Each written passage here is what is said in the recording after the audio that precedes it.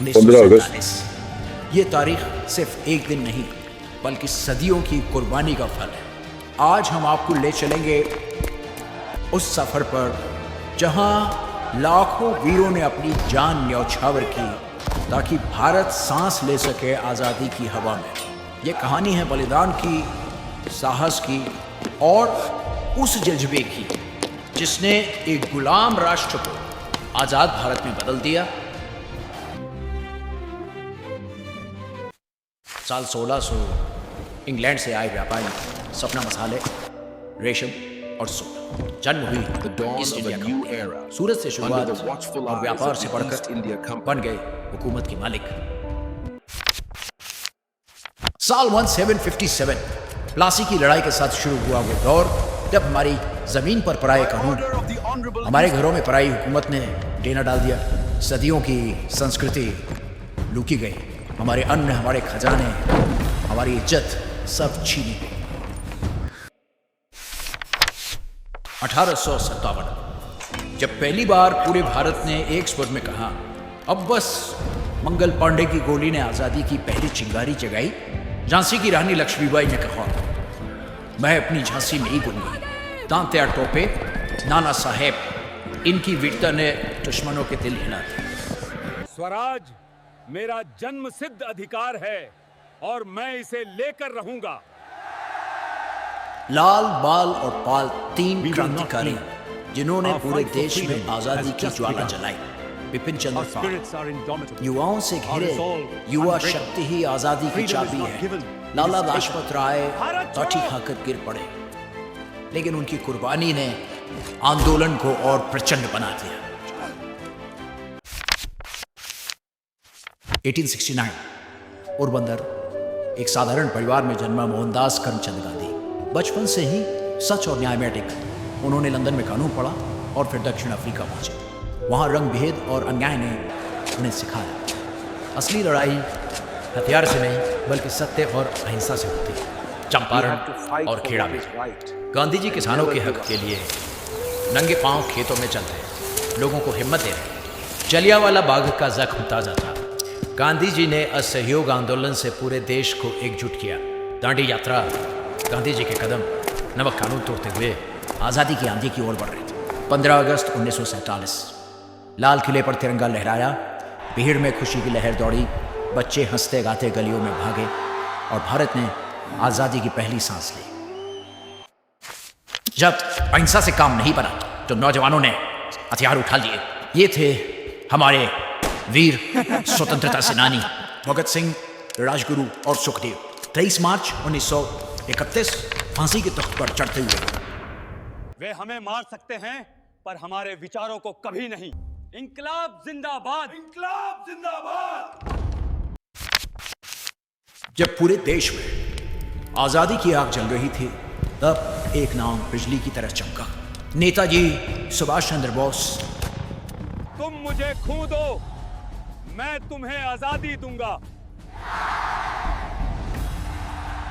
Indian national army के जांबाज सैनिकों ने बर्मा से लेकर इम्फाल तक ब्रिटिश साम्राज्य के नींव बहला दी। ये वो पल थे जब भारत के सिपाही सिर्फ यूनिफॉर्म नहीं पहन रहे थे, वे आजादी की कसम खा रहे थे। सिर्फ 18 साल की उम्र और हंसते हंसते फांसी का फंदा चूम लिया। 73 साल की उम्र में भी गोलियों की बौछार में तिरंगा थामे रही। पत्थर के गिरने के बाद भी तिरंगा ऊंचा रखा।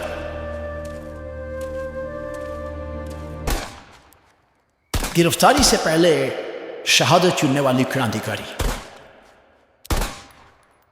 स्वराज मेरा जन्म सिद्ध अधिकार है और मैं इसे लेकर रहूंगा।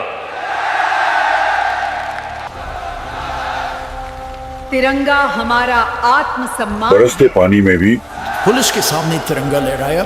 देश के लिए मरना ही सच्ची जीत है।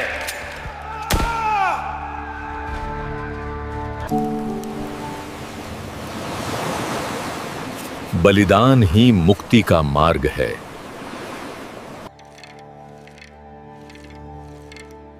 अहिंसा भी साहस मांगती है। आजाद ही रहे हैं, आजाद ही रहेंगे।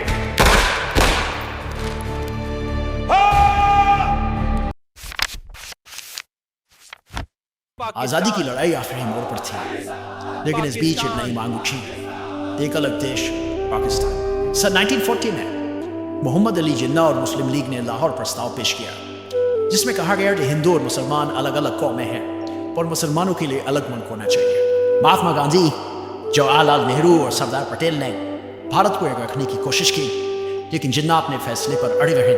1946 में डायरेक्ट एक्शन डे हुआ और चारों तरफ दंगे भड़क उठे। हिंदू मुस्लिम भाईचारे को नफरत की आड़ में जला डाला। ब्रिटिश सरकार ने जल्दी निकलने के लिए भारत को दो हिस्सों में बांटने का फैसला किया, हिंदुस्तान और पाकिस्तान। 14 अगस्त 1947 को पाकिस्तान बना और 15 अगस्त को भारत आज़ाद हुआ। लेकिन इस आज़ादी की कीमत लाखों जानों से चुकानी पड़ी। लोग अपने ही घरों से बेघर हुए, रेलगाड़ियां लाशों से भरकर लौटती थी और हर तरफ सिर्फ दर्द और खून था। ये बंटवारा सिर्फ ज़मीन का नहीं, दिलों का भी था, जिसका दर्द आज भी हमारी रगों में बहता है। आज भारत शांति की ओर अग्रसर है, लेकिन पाकिस्तान समय समय पर आतंकवादियों को भेजकर हमारे देश की सुरक्षा को चुनौती देता रहता है। हमारी आज़ादी लाखों शहीदों की आहुति, अनगिनत वीरों के बलिदान और अपार संघर्षों का फल है। भगत सिंह ने शहादत दी, नेताजी ने आज़ादी की लड़ाई का राज छिपा, झांसी की रानी ने तलवार उठाई और हर अनजाने वीर ने अपने प्राणों की आहुति दी। विभाजन ने हमें दर्द दिया, लेकिन हमने हार नहीं मानी। आज हम शांति और एकता की ओर बढ़ रहे हैं, लेकिन हमेशा चौकस और सशक्त रहेंगे। हमारी मातृभूमि की रक्षा में खड़े जवान, हमारी संस्कृति और इतिहास की धरोहर, यही है हमारी असली हीरो। तो चलिए उन सभी वीरों को श्रद्धांजलि देते हुए